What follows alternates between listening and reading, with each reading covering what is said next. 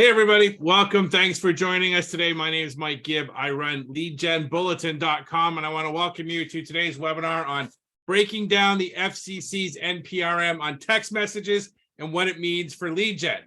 The Federal Communications Commission has issued a notice of proposed rulemaking that, if enacted as currently proposed, would have a dramatic impact on the lead generation industry. There's much to digest, but time is of the essence because the comment period is only open for a few more weeks until May 8th.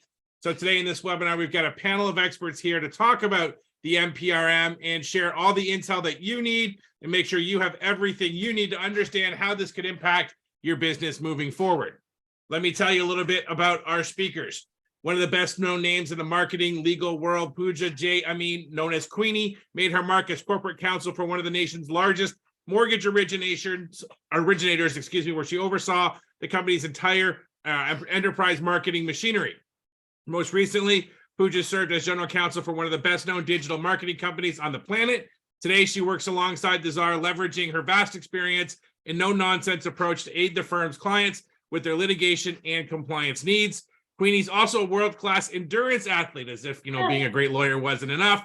As a 10-plus times trifecta finisher and international Spartan race qualifier who commonly competes in ultra endurance, just showing off now challenges. She's one of the toughest litigators you're ever likely to come across. Scott Thompson is a seasoned CEO and founder of Astoria company with more than 2 decades of experience in the online advertising industry. He's the driving force behind Astoria company, a distinguished technology advertising firm that specializes in domain development, lead generation, and pay-per-call marketing.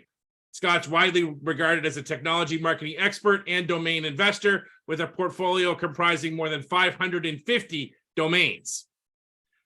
Known simply as the Czar in certain legal circles, Eric J. Troutman is one of the country's prominent class action defense lawyers and a renowned thought leader and speaker. A gifted strategist and world-class courtroom advocate, the Czar is trusted by many of the nation's biggest companies to handle their toughest million-dollar exposure cases. He has served as lead counsel in hundreds of putative nationwide class actions and successfully navigated thousands of individual litigation matters. He is well known for finding creative solutions to complex legal problems and has earned numerous first-in-the-nation results and precedent-setting cases for his clients while having plenty of fun along the way. Our format for today will be a panel discussion. This means that questions from those of you watching us live are encouraged, and we'll get to them during the course of our conversation today. If you have a question, you can drop it right into the chat, or you can hit the Q&A tab on your Zoom webinar control panel and send in the questions this way, which, if you choose that, does feature an anonymous button if you wish to submit questions or comments anonymously and not have your name attached to it and have anybody who sees it, those of us on the panel, judge you for asking maybe what would be considered a stupid question. I'm sure there are no stupid questions, though. All right, since we're obviously going to also be talking about compliance today, let me read the following disclaimer. This presentation is not intended to be legal advice and may not be used as legal advice. Legal advice must be tailored to the specific circumstances of each case. Every effort has been made to ensure this information is up to date. It is not intended to be a full and exhaustive explanation of the law in any area. It should never be used to replace the advice of your own legal counsel. With that, let's jump into our conversation. And Eric, first, maybe you can walk us through what the NPRM is and what companies and people in the lead gen industry need to be focused on and maybe worried about. Perfect. Well, look, first of all, Mike, thanks for having us on. Those of you who know me, I think I've been on a world tour talking about this NPRM now for a few months. We need shirts. We need like concert shirts for everywhere you've done. That's a good point. Well, look, man, I love Mike Gibbs. I love what you're doing with Lead Gen Bulletin. I'm glad that I'm here. But again, many of you have already heard this from me, but those of you who have not, I'm going to give you the full historical view here real quick. You're gonna go all the way back to December of last year, and an organization called Public Knowledge, which is a very powerful beltway. One of these, special interest groups that serves consumers, kind of an open internet sort of organization that has a lot of juice with the FCC, a lot of juice with the current administration. They did a proposal to the FCC basically saying, look, lead generation is out of control. Lead generation, the entire industry can't be trusted. They're taking advantage of consumers. It needs to be essentially shut down. The FCC needs to fund definitively that consent can only be provided directly to the seller of a good or service with no intermediaries in between. All right, this is back in December. I went on tcpaworld.com and I put this big, news blast up. Hey, pay attention, everybody. A big organization with a lot of juice is asking the FCC to basically kill the lead generation industry. I've been socializing this, talking about this. I started a trade organization, Be Prepared, Reach, the Responsible Enterprises Against Consumer Harassment, which hopefully you folks are aware of, because I knew this was going to come down. There's going to be like this big epic final battle here over lead generators. And sure enough, February rolls around and a preview of what's called a NPRM, a Notice of Proposed Rulemaking, was submitted by the commission. And wouldn't you know it, amongst the things that they want comment on is public knowledge's proposal to pull the plug and say you have to provide consent directly to the provider of a good or a service with no intermediaries, meaning that if you are Loan Depot, you cannot buy a lead, right? You can't buy a lead. The consent has to come directly to Loan Depot. You can't get one from Lending Tree and then call it, because that will not be valid consent if this proposal were to go through. There's other pieces though, right? As Mike has correctly pointed out, the original order also looks at text message requirements. Most importantly, the requirement that a wireless carrier has to scrub what's called a DNO, a do not originate list, for text messages to make sure that the text messages are coming from a valid location. But toggling back over to the lead generation world, there's also a proposal, which I think we should unpackage. I think, Scott, you're going to help us with here, to require that essentially multi-vertical leads are dead. Again, this is assuming that the public knowledge proposal is not granted, assuming for a second that the lead generation world will live on and that you will be able to still sell leads at all.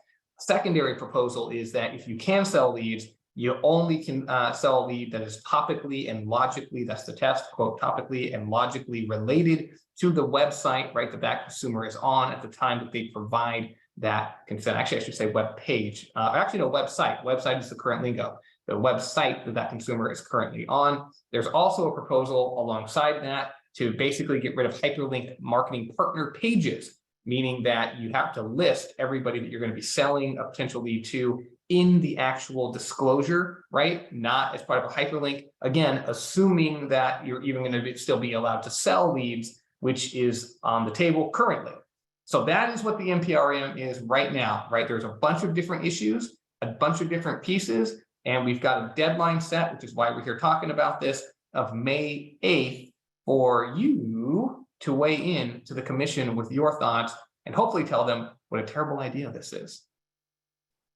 Scott, I don't know if you want to take it from like the lead seller's perspective, kind of implementation issues around, the different pieces, and of course, what a disaster it would be if the commission says you're not allowed to sell at all. And I know, Pooja, you've got some thoughts too, but I'd love to hear kind of the lead generator's perspective.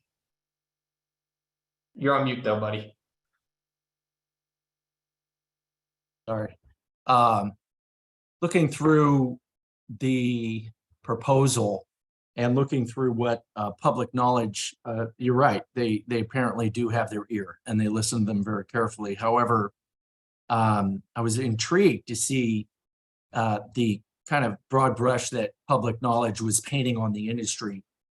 It's there in writing on line 60 that they basically say in black and white that if you're generating a lead, you're selling that lead to scammers. They've automatically accused all lead generation companies of selling to illegal scammers. So they painted the brush of all leads, calls, and texts coming from wanted and unwanted, and wanted and unwanted can be legal. And then you have illegal, and they've put all of this into a bucket. And the example that they're kind of zeroing in on is Assurance IQ's comparison insurance site, which the point of going to a comparison insurance site is to contrast and compare, look at different policies, educate yourself, and kind of pit different carriers and brokers and pick what's best for you to make that decision. So the notion that you go to a comparison site and you pick you can only have one opt-in and one consent to one company is absolutely insane, because that defeats the purpose of the site itself. And if we go back in history and look at the evolution of lead generation and opt-in forms, long time ago in the 90s and early 2000, it was a very static form and people would fill it out. And basically the consumer did not know where or who that information was going to. And you could only sell it to maybe one or two companies. That was just the nature of the form. It was very static. Now it graduates in early 2000 to more of a host and post environment where the forms have a little bit more options built in them. But today we're very much in a dynamic, fluid world where opt-in lead generation forms are dynamic. There's drop downs, there's choices. There's not, this can be about insurance, but the consumer goes to that site and they actually hit a drop down and they pick auto, home, health, or life, if it's insurance in this example. And for mortgage, it might be a purchase, a refinance, a VA, a reverse. There's a lot of different choices. And the lead generation industry is trying to stay ahead of the game and provide a great customer experience by providing the TCPA consent, having a link to possible companies that cover what you see on the form, all these different possible scenarios on the form. And unfortunately, I think, quite frankly, the public knowledge is getting their information from known litigators that want to stranglehold these forms and these processes so they can keep their litigation business going. Because that's the lead generation world is actually, these are the good actors. These are the good people. We're not creating all of the scam, all of the phishing. We are not defrauding people. And what I don't see in public knowledge, or at least maybe they're hiding it, is how many of these 231 billion of losses that happened in the first 3 quarters of 2022, how much of that is the result of people who opted in and wanted it. And maybe they got a few more checks that they didn't realize because number one, they were on a coverage path and they were chasing a free iPhone. So you have one opt-in on a coupon site or a coverage path. You have one opt-in, and then that customer goes down this road of voluntarily chasing things. They may not realize what they're doing, and maybe they get too many calls. They're unwanted, but they're legal. So I think that there's this, I haven't seen a study that shows how many illegal versus legal that's going into this fraud category of financially harming people. So maybe I'll pass it back to you, Mike. And I think that that's kind of gives a good foundation for some of the things that concern me. Thank you, Scott. We haven't heard from, sorry, go ahead, Eric. No, I was just saying, I love that, man. I thought it was a great breakdown. But my point, and then we'll throw it over to Pooja, and she probably say the same thing, is, well, I don't know what she's gonna say, sorry. Is like, that's what the FCC needs to hear, right? Like, that's what everyone needs to understand right now. What's happening right now at the FCC is literally people that the FCC knows and trusts, people that they believe. I mean, public knowledge, remember, Gigi Sohn was the creator of public knowledge. Gigi Sohn was Biden's pick to be the 5th commissioner at the FCC. Okay, like, public knowledge has tons of juice with the FCC and this administration in particular. They are telling the FCC, as Scott just said, that all lead generators are scammers. Okay, that is what the FCC knows of the lead generation industry right now. And we've got until May 8th to convince them that that is not true. And I don't think that that's true. Now, do I think that there's been a lot of mistakes made by the lead generation industry? Yes, I do. Yes, I do. And I think we need to own that, frankly, as part of people's comments. But at the end of the day, I agree with Scott, it is a false narrative that the FCC is being told, but by very powerful people, right? So there needs to be a response by industry. Well, Eric, while I agree that it's a false narrative, the interpretation that FCC is taking, it's not entirely all false either, right? There is a lot of fraud in this industry, and the FCC, though they focus on the really, really big abusive behaviors, you take the MV Realty issue, right? And those are the things they're focusing on. And it's unfortunate that they're bucketing every lead generator within the abusive players out there. However, there is a lot of fraud that we need to clean up, right? And that's like the goal of Reach is to help clean up and help the FCC kind of find a middle ground as opposed to completely shutting down the lead gen industry. And I think it's a little bit of a wake-up call for everyone. We can't continue running the way we are, that we need guardrails in place, and we need to work directly with the FCC to figure out what those guardrails are. And I think a lot of, lead generators are going to be wiped out because they're not going to be able to abide by even the middle grounds, to the extent that we can get the middle grounds approved by the FCC. And then Scott, going back to a point that you had made, that years ago, there was only a few options for consumers, right? In the NPRM, the FCC is focusing on the fact that they think that the requirement to directly provide a lead to just a seller was already there. Right. So their interpretation is that this requirement is already there, lead generators. You folks have been abusing this requirement. This isn't a new requirement. We're just refocusing on letting you know that you have to directly give the consent to the seller, not the caller, but the service provider. Yeah, and I guess actually just an amazing point. So backing up, if I could just give everyone, I'll say this again at the end, but if I can give you like just one sentence to understand, right, as a lead generator, somebody in the performance marketing industry, someone that buys leads, understand this: the FCC does not understand your business at all. They know nothing about the lead generation world, like nothing. Just assume they know nothing except what public knowledge has told them, because that's pretty close to the truth.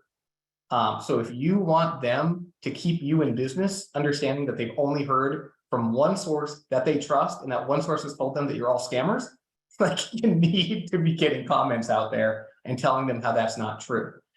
The thing that Pooja just said, I don't think I need to make this any scarier, but since you just said it, Pooja, I guess it just sparked a light for me that I never even thought of until this webinar. I've been talking about this for months, and Pooja, you just got me to think about something brand new, which is, you are right. In a footnote, the commission has essentially said that this is already a requirement, which might mean, right, that not only is the FCC going to adopt this rule, but it might adopt this rule retroactively, meaning all of you who are listening right now, who are obviously not, currently abiding by this seemingly new rule that has not yet passed, might be hit with retroactive liability. Remind me, Pooja, we need to put that in the Reach comment, that this should not be retroactive no matter what.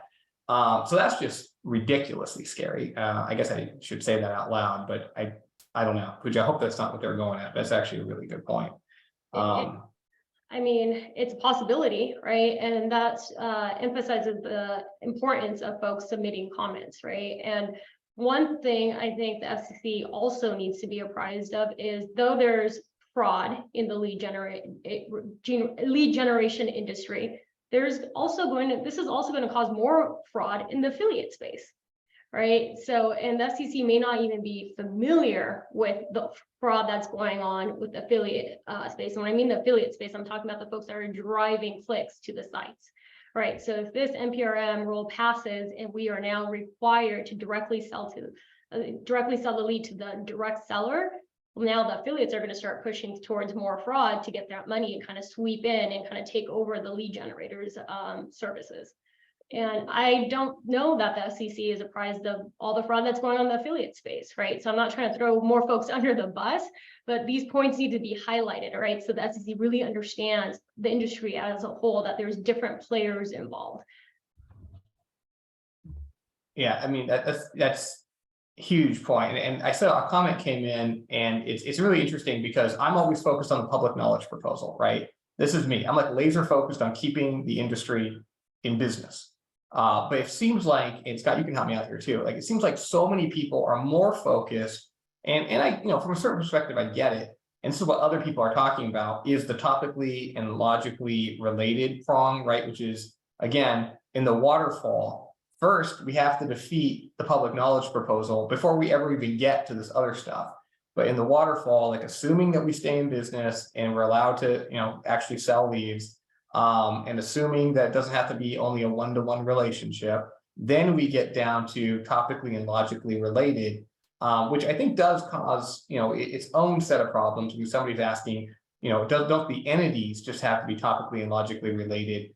from a consent standpoint, but the answer to that is yes and no, right? It's not just that the entities are logically related to each other, right? You could create any logical relationship between an entity. It's what the consumer is looking at on a website determines the scope, right, of what entities can be part of a consent flow and what the scope of that consent is going to be. But don't get me wrong, like there's a lot of ambiguity there. I don't know, Scott, have you started looking at, topically and logically related, or are you still focused on just like, let's get past the one-to-one, let's get past the fact that we can even sell a lead?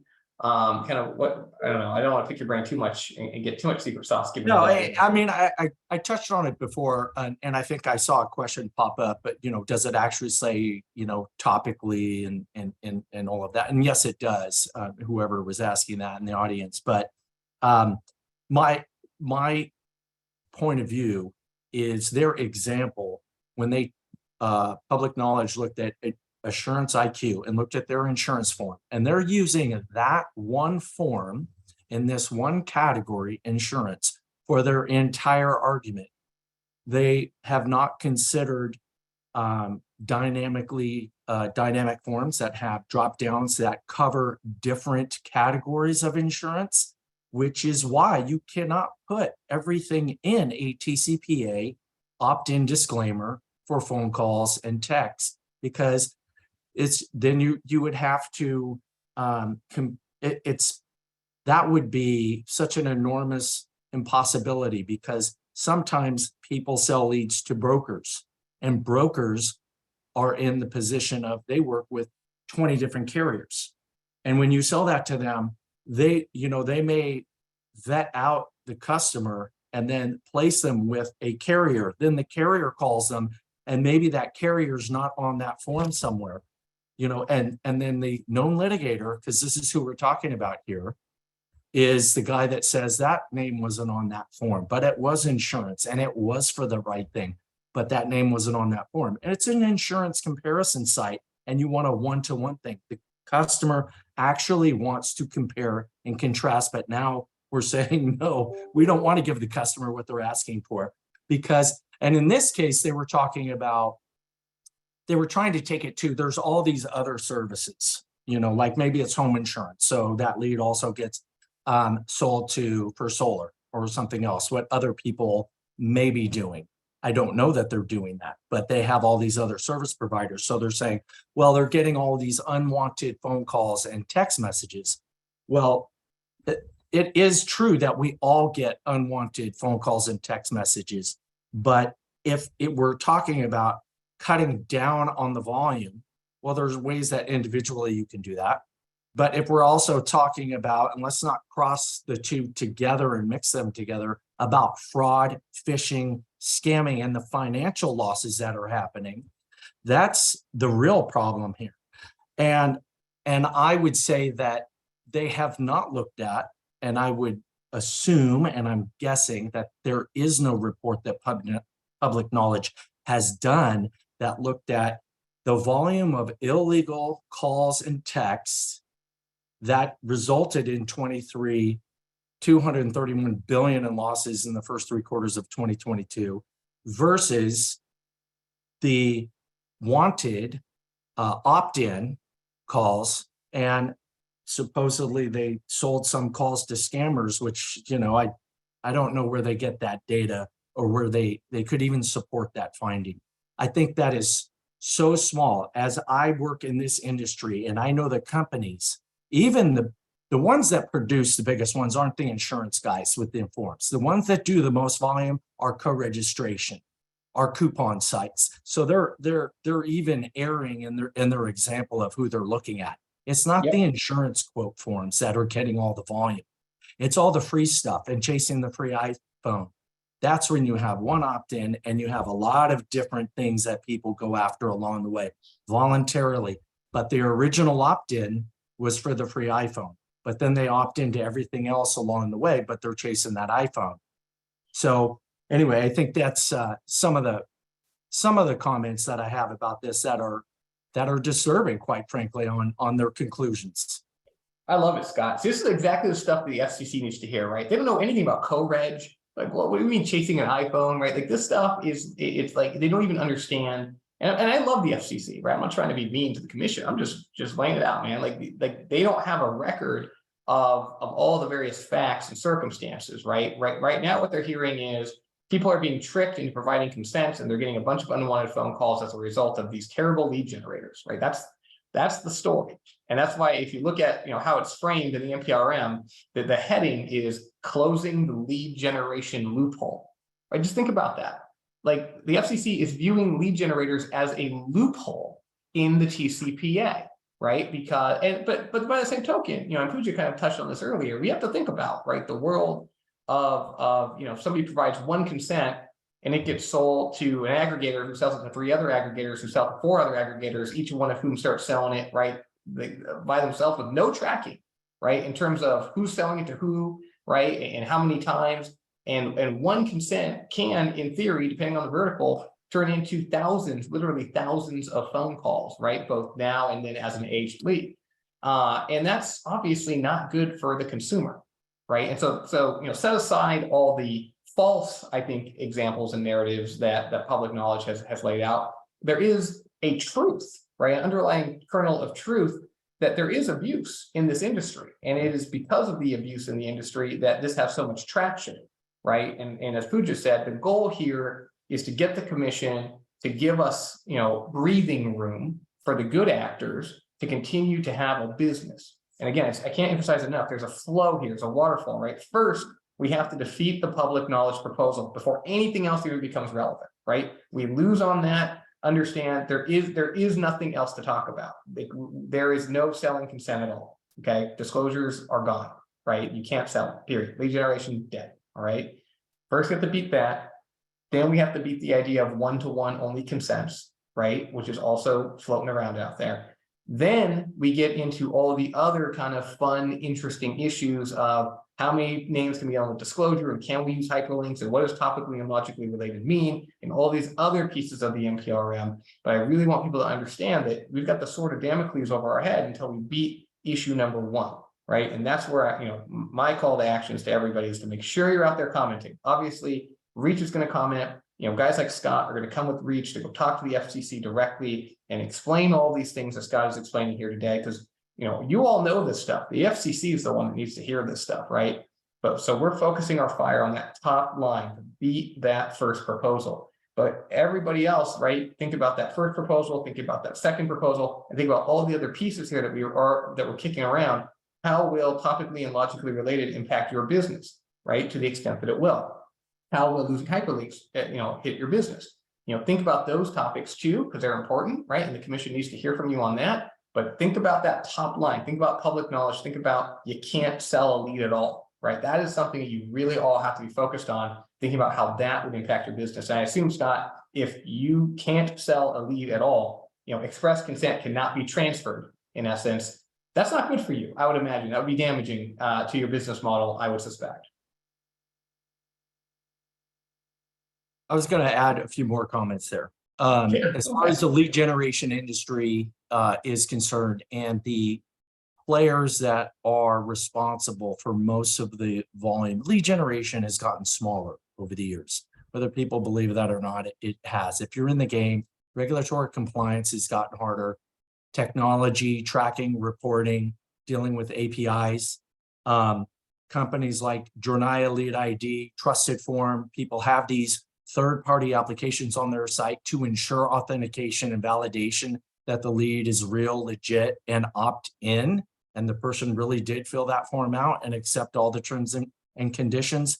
We have Reach Association, PACE, Performance Marketing Association. We are so regulating ourselves and trying to do the right thing and trying to provide, most importantly, a great customer experience and provide options. We're very inclusive. We want opportunity for everybody. It really is a fantastic industry. Unfortunately, because technology is grown and the invention of AI and everything, it is so easy for people to commit fraud. And these are fraudsters. Let's put them in their bucket. And I do like the things that I'm seeing in this at the network level to shut it down. I've always believed that was the right answer to go. At the network level, issue these DNOs, have people API to them, subscribe to them, contribute to them. If that is not a subscribed number, it shouldn't be generating outbound messaging or phone calls. It just should not. Because I would say, most of the fraud is coming from VoIP service providers, and there's a few, and they know who they are, and they're going after them. And I think this is one of the great things that I see coming out of this. But some of the other examples are just entirely misguided. Could you, you want to weigh back in on that? I feel like Scott and I have just been like talking and you've been listening. Yeah, no, I'm looking at the questions. Paul, just to address your question, I think Eric touched on this. But, short answer is the main focus, the main takeaway is that we need to focus on the NPRM trying to limit, you folks to providing the consent directly to the seller. Then, yes, the FCC, the commission, is trying to limit hyperlinks. They have not stated what they consider a reasonable amount to be of partners listed, but they have mentioned that there's currently thousands of partners being listed on hyperlinks. They do want to limit that. And then lastly, they are looking to prevent co-reg multi-vertical leads. And again, as Eric, nicely laid out, those are issues 2 and 3, right? Those are things that we'll focus on once we try to beat the main critical point that the FCC is requiring you to only provide leads directly to the seller. So I hope that answers your question. And then Ryan Ramsey, so what about the users of these leads? Is there value to those parties responding as well? Absolutely. For all you buyers out there, I'm sure a lot of your marketing will be impacted by, this ruling. A lot of you folks, use external parties. You don't have the resources internally, and lead generators, the compliant ones are good at what they do, and they help your business out as well. So it is critical that the lead buyers also get together, keeping in mind, the things that you guys want out of the lead, right? You guys all want good quality leads, and compliance can also help with that. So just chime in, let the FCC know what works for you as well. Yeah, and Reach is obviously a buyer side organization, right? Reach has a lot of members, but lead buyers, it is essentially a lead buyer trade organization. And lead buyers who want quality leads, who want to command a marketplace where only good lead suppliers like Scott at Astoria are out there providing compliant, transparent, real data, right? Nothing fraudulent. And Reach is obviously speaking to the commission on behalf of lead buyers, right? That's literally what we're out here doing. And it is incredibly important that the FCC understand that there's massive value to allowing third parties, right, who can be really, really good at consumer engagement, to provide this free information and bring folks in from a comparison shopping standpoint and really empower consumers, in addition to helping great brands to have a good and reliable source of new customers, right? It's very, very symbiotic. It's very important. In fact, in my view, it's like critically important to the infrastructure and the marketplace in this nation. People love to shop online. People love to Google and get information about things. Well, if lead generation is dead, guess what? Performance marketing is dead. There's going to be a lot less free information out there about various topics. There's going to be a lot less consumer engagement, consumer intelligence, consumer knowledge, which is ironic because public knowledge is going to go down because of public knowledge's proposal. See what I did there? But it's a fascinating place that we stand in, where lead generators and lead buyers are totally aligned here, I believe. That's why Reach, on the one hand, our organization is pushing so hard, but we're totally aligned with organizations like PACE because their interests are precisely the same here. Like, we all need this NPRM to basically go the way of the CMS proposal. And just pivoting for a second, remember, those of you in Medicare, CMS, the big Medicare agency, was looking at banning TPMOs, third-party marketing organizations, basically lead generators, from selling beneficiary data to each other, right? So essentially, you could never sell to an aggregator. You'd have to sell directly to an end user, right? So in the NPRM, not the end user, to a policy provider, right? The NPRM is the CMS on steroids, right? Now, Reach and others were able to kill the CMS proposal. CMS was basically like, you know what, this is a bad idea. We're hoping that the FCC does the same thing. It says, you know what, this public knowledge concept is a bad idea. We're not going to do it. But understand, I mean, this is 100 times worse than what CMS was looking at. And it's not just limited to Medicare. It would, and it wouldn't just ban lead sales to, essentially lead generators to lead aggregators. This would ban lead sales even from lead generators all the way to an end, service provider. This again would require consent to go just directly to that service provider, which is the death knell for the lead generation world as we understand it today. So really, really important stuff. And yes, lead generators and lead buyers both should be commenting in on this thing. And no, that means no data leads, no warm transfers, right? Like all of that's gone with this NPRM. One thing I want to add, Eric, with my buyer hat on, while similar to the CMS proposal, the final rule, as you know, I agreed with some of the things in the final rule with the CMS, right? I agree with the FCC's NPRM on focusing on certain things within their NPRM, right? They want to narrow the definition of the CFR's prior express written consent, right? I agree with that because there's so much gray area on what is PEWC. Is co-reg legal? Are multi-vertical leads, legal? Just because you have the consent language in there, a lot of lead generators think that that's all you need. You need the active prospect certificate or the Jernaya token. I love Active Prospect. I love Jernaya. I love the services they provide. However, sometimes just capturing that disclaimer, as a lot of my buyer clients will tell you, is not enough to defeat class action lawsuits, right? And it's because of these multi-vertical leads, right? So cleaning up what PEWC actually means, I'm on board with that, but just not with the route that they're going on. And I think that's why it's so critical to chime into the FCC to provide guidance, and organizations like Reach, where we want to provide guidance on our interpretation of what PEWC means, and meaningfully allow consumers to obtain, for buyers to obtain that PEWC, while also being able to reach out to the consumers who want to be reached out to about a certain product or service. So, sorry, lead generators, I can't kick the whole thing because that's the whole initiative of Reach, right? I am for having that middle ground and figuring out what that middle ground is. Yeah, and for everything I'm hearing, just so everyone understands, like, this is a watershed moment, right? Just it's going to be, it's going to be pre-NPRM and it's going to be post-NPRM, right? It's like online poker. It was all good, and then one day the FBI shut the whole thing down, and the whole world was, pre the FBI shutdown and post. And it's the same thing with this NPRM. I'm not saying that the entire lead generation industry is going to get shut down, but it might, right? That's literally a possibility right now. That is a possibility that all data leads and all warm transfers are dead. Like, that is on the table right now today, folks. And again, hopefully we defeat that. But to Pooja's point, there's going to be something that's going to be given up, right? It's not going to be the free-flowing wild world that we have today. The post-NPRM world is going to look different. It's just a question of how different it's going to look. And the answer to that question is largely in the hands of the folks that are listening to this webinar, right? And others. How are you weighing into the commission? What record are you building for them? And we've been talking a lot about this. Again, May 8th is your deadline to comment.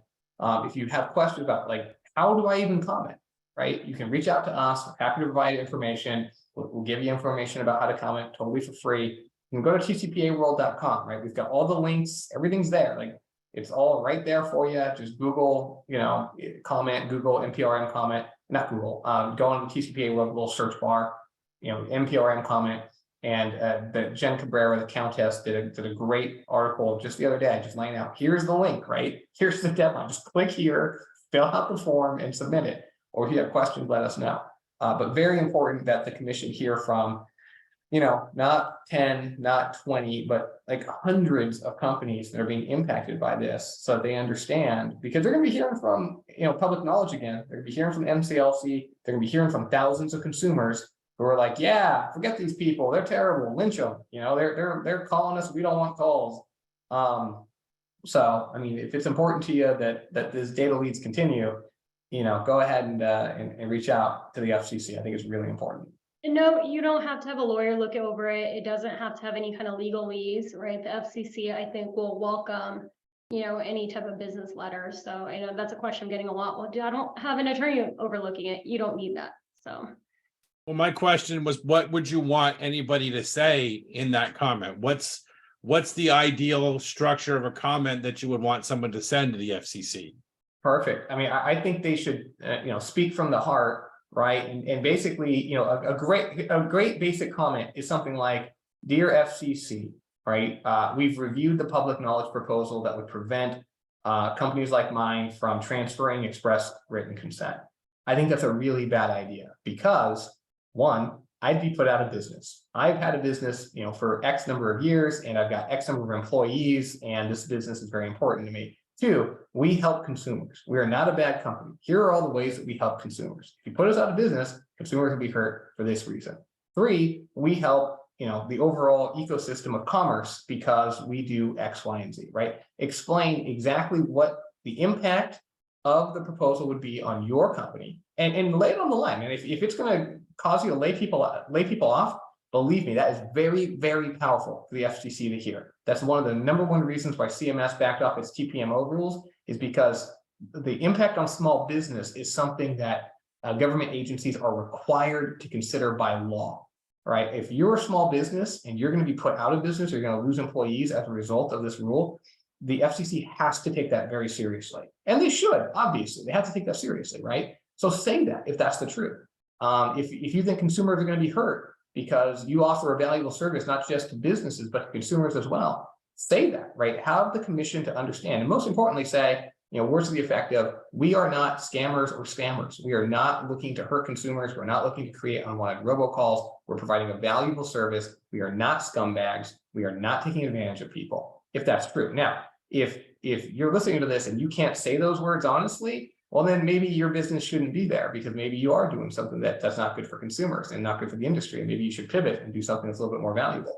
But hopefully everyone's listening to this, you're in a position where you can really lay out a good narrative in terms of your value prospect for clients and consumers. And that's exactly what the commission needs to hear, right? That's it, point blank. If you want to talk broader philosophy, what it means to be an American, like whatever, you can talk about other stuff too, but those are the basic points, right, that I think will drive a positive result here.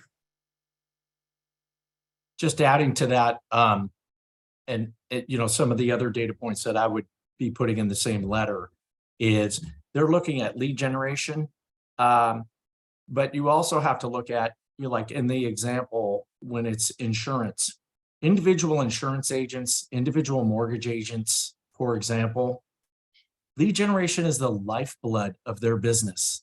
They are licensed insurance agents. They are licensed mortgage brokers. They are not savvy internet marketers. They rely on us day in and day out for new customer leads, for leads and phone calls. Without us, they will perish. And you will have fewer competition. And fewer competition is obviously not good. It's not good for anybody. It's not for the customer. It's definitely not inclusive. It's not diverse. It goes against the major tenets of what public knowledge stands for. And that is another side of it that I think that needs to be brought to the surface. Who are these buyers really? Most of the buyers are not necessarily the big carriers or the big, what is it? Who drives America? 99% of the business is small business. It's not big business. It's not companies with 500 or more employees. It's small business. And it's those individuals and those small boutique brokerages that are really involved in lead generation that need it. They don't have the budgets. They can't compete against the big boys. And that would be essentially cutting them off. And there's another dynamic that they're not looking at, that they haven't even considered in their proposal as they look at small businesses. They're just looking at it from small business lead generator. They didn't look at it from small business on that side of it. So that's just another thing that I would add to the letter. Love it, Scott. I think that's great. Pooja, what are you thinking? Well, I liked what you said, Eric, speak from the heart, right? And I think Scott just did that. So, take note of you folks, like what is critical to your business, and, who are your clients? Who do you help out? I think it's important to show how many employees you have within your company as well, how many families, may be impacted by it just within your small business as well, right? Show the commission that, I contribute to America's economy. I help them out. I'm helping, my employees are hardworking folks. These aren't folks that are overseas causing troubles or actually actively making these robocalls. These are folks that work hard. They've been employed for me for X amount of years.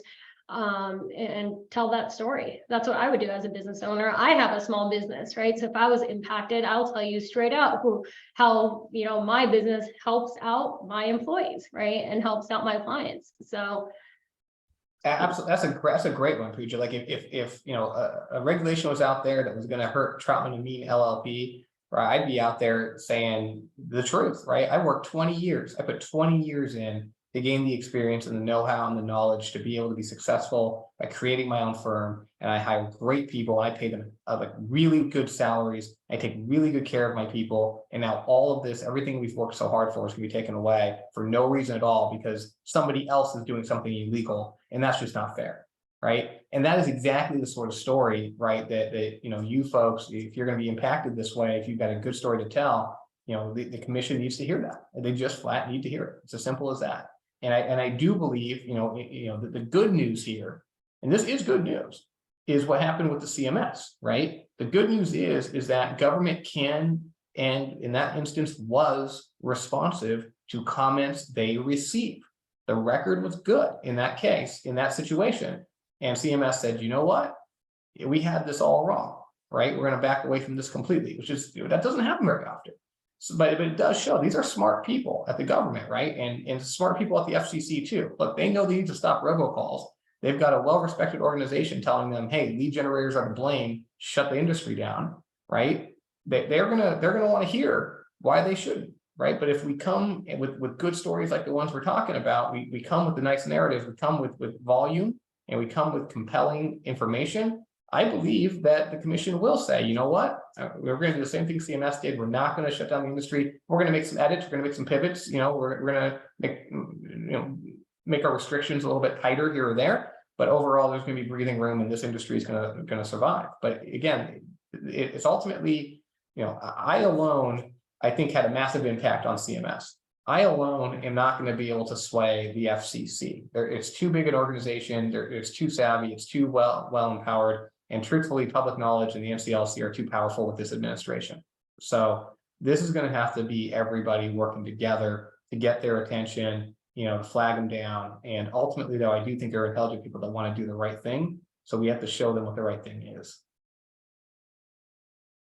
Obviously, to your point, the best case scenario is the FCC says, you know what, we were wrong, or you know what, we're not going to move forward with this. We're just going to leave it alone as is. A, how confident are any of you that could happen? And B, if that doesn't happen, what would you want to see changed in the end, in the final rule that comes next, that makes it, you think, more of a compromise for everybody? The reach standards. Short answer. Eric and I have, and the board members have weighed in, and we're already interesting. We developed those standards before the NPRM even came out, right? So this is something that I know Eric really, he wants to help prevent robocalls. FCC wants to prevent robocalls. We already found a solution that we think will work. By we, I mean reach. So if you're interested in understanding what our standards are, what they look like, if you can be a part of it, I encourage everyone to become a member. Yeah. So let me say, and for everybody, it might, for your benefit as well, what I am hearing is that there's very little chance that nothing will change. Something is going to happen here, right? So what I want to see personally is I want to see the commission come out, and I hope this happens, and directly say, the public knowledge proposal is wrong. It's wrong. Express written consent can be transferred.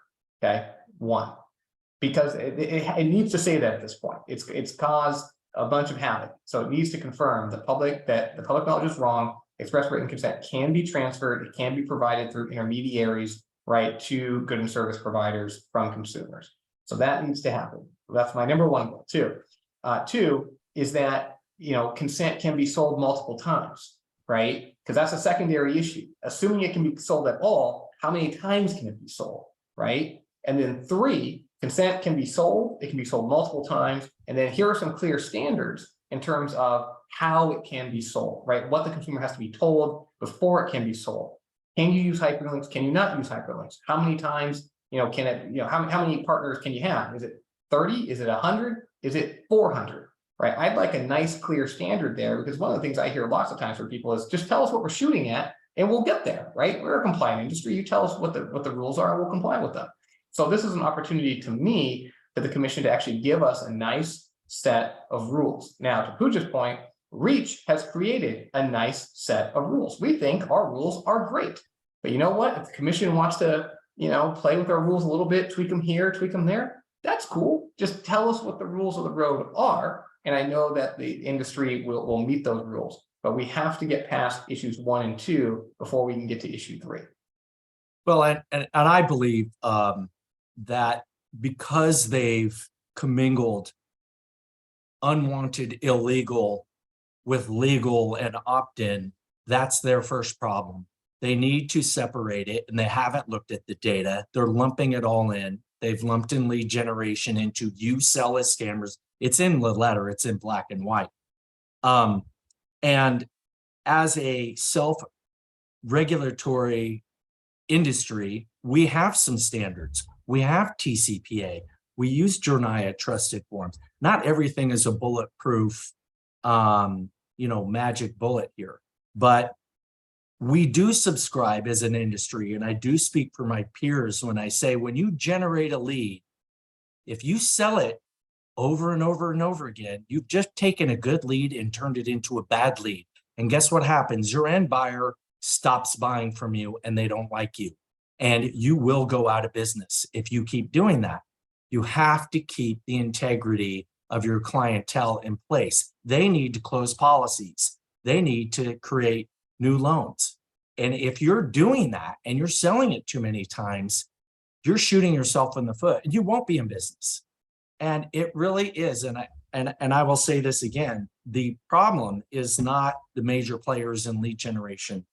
The problem is, and the problem can be stopped by these nefarious international organizations that leverage technology, that leverage VoIP. They're all over the world, and they're the ones doing the billions of illegal robocalls, robotexts a month. Billions. It's not, there aren't even that many agents to sell it to. If you just look at the data, it's not there. And they have lumped us in with the crooks.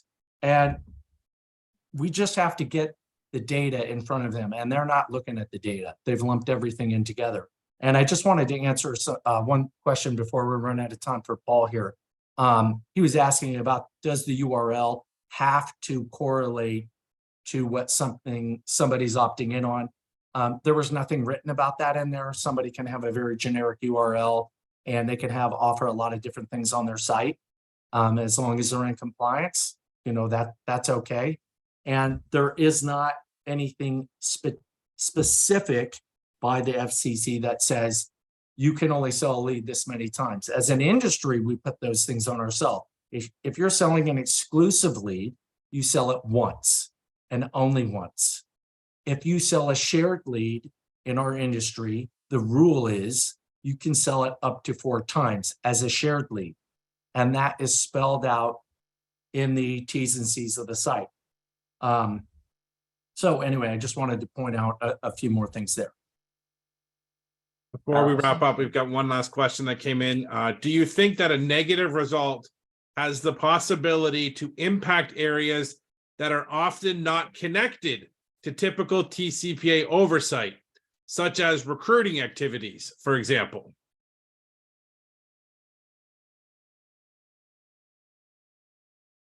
I mean, I think a negative ruling here has the possibility of crippling a lot of activity in this country.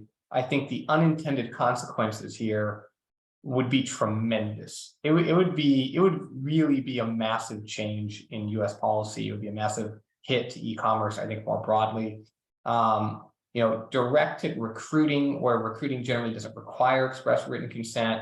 I don't see an immediate corollary, problem there. But if you just imagine the entire industry crumbling, right? The realignment of marketplaces all over the country. Recruiting would be interesting. I know it's not the question, but the number of jobs that would be lost would make recruiting actually maybe easier, because there'd be a larger job pool for some purpose. I know that's what we're asking. We're asking, outbounding for recruiting purposes. Is that impacted? I don't see that it is immediately, but it's just so hard to predict outcomes. I'm a guy, I think most of you know me. I'm kind of famous for seeing the future. I live so many steps ahead so often that I can oftentimes predict exactly what's going to happen next.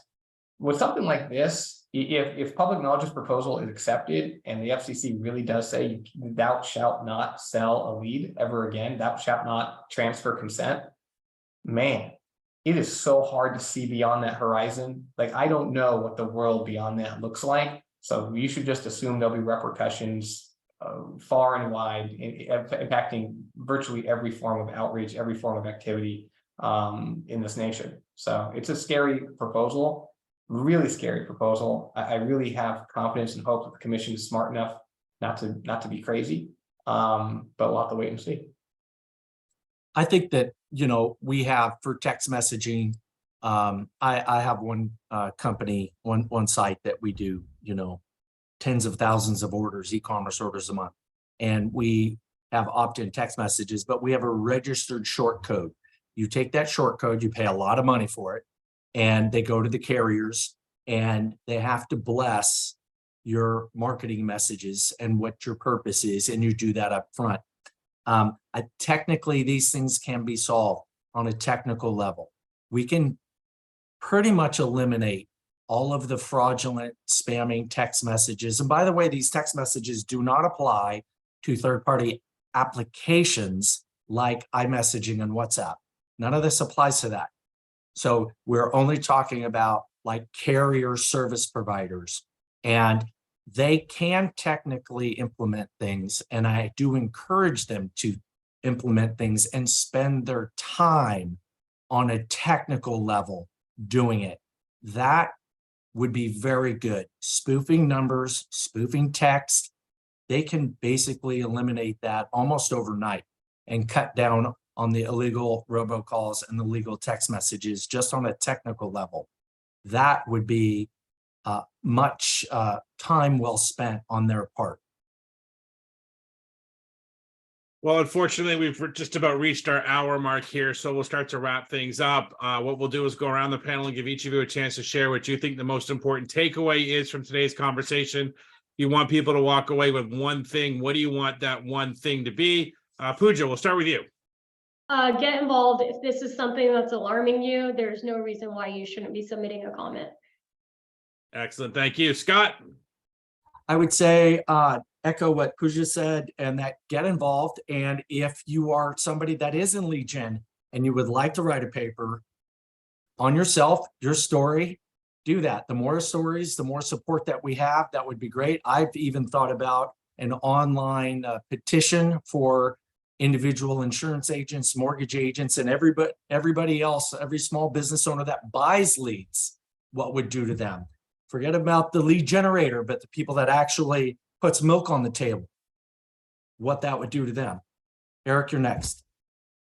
I mean, I just love what you two just said. All I would reemphasize, I said earlier, is just understand the FCC does not understand your industry. They do not understand it. The only information they have is from public knowledge, and as Scott has said, it is dire, inaccurate, and baloney, okay? But they are powerful people, and that's all the FCC has in front of them right now. So you have to change that. You have to put information in front of them. We're going to try, but it's going to be more than the czar can do. I'm telling you, this is beyond my power, okay? Everyone has to do this. It can't just be me. Excellent. Well, Eric, Pooja, Scott, I want to thank the three of you for taking time out of your schedules to be here today. Appreciate you sharing all of this information on this really important topic. And timely as well. So thanks to each of you. To everyone watching or listening live or on a recording, thank you very much. Appreciate your support. Stay tuned to leadgenbulletin.com for more webinars in the near future. All right, until then, everybody, take care. Thanks, guys. Thanks, Thank everyone. you.